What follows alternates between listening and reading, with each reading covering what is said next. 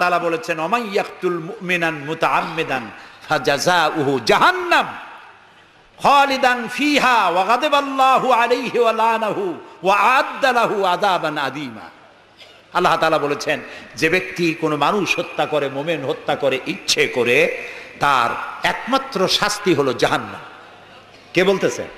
আল্লাহ তাআলা। জাহান্নাম এবং আল্লাহ লানত এবং চিরকাল সে জাহান্নামে থাকবে।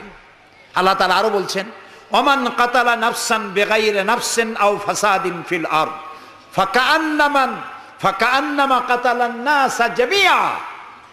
যদি বিচারকরা বিচারের মাধ্যমে কাউকে মৃত্যুদণ্ড না দেয়, এরকম কোন মানুষকে কেউ যদি হত্যা করে, সে একটি মানুষ হত্যা করলো না, সে যেন বিশ্বের সমগ্র মানব গোষ্ঠীকে হত্যা করলো।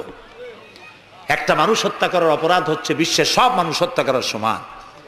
ওয়ামান আহিয়াহা, আর কেউ যদি একটি মানুষকে বেঁচে থাকার সুযোগ করে দিল, ফাকান্নামা আহিয়ান নাসা জামিয়া, সে যেন সারা পৃথিবীর মানুষগুলিকে বেঁচে থাকার জন্য সুযোগ করে দিল।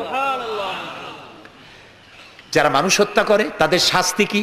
আল্লাহ তাআলা বলছেন ইন্নামা জাযাউল লাযীনা ইউহারিবুনাল্লাহ ওয়া রাসূলাহু ওয়া ইয়াসআউনা ফিল আরদি ফাসাদান। যারা আল্লাহর এই জমিনে বিপর্যয় সৃষ্টি করতে চায়, সন্ত্রাস সৃষ্টি করতে চায়, তাদের জন্য 4 প্রকার শাস্তি। কয় প্রকার শাস্তি? কে বলতেছে?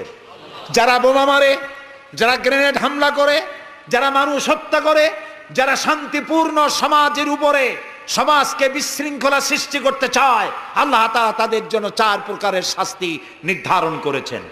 আইয়ুকাত্তালু, তাদেরকে হত্যা করো, আও ইউসাল্লাবু, অথবা তাদেরকে শুল দণ্ডে দিয়ে দাও, আও তুকাত্তা আইদিয়াহুম ওয়া আরজুলিহিম, অথবা তাদের ডান হাত আর বাম হাত উল্টা কেটে দাও। হয় প্রথমে ডান, পরে বাম পা, বাম হাত ডান পা, একটার উল্টা আর একটা কাটো। চতুর্থ, আও ইয়ানফাউ মিনাল আরদ, অথবা দেশ থেকে বহিষ্কার করে দাও।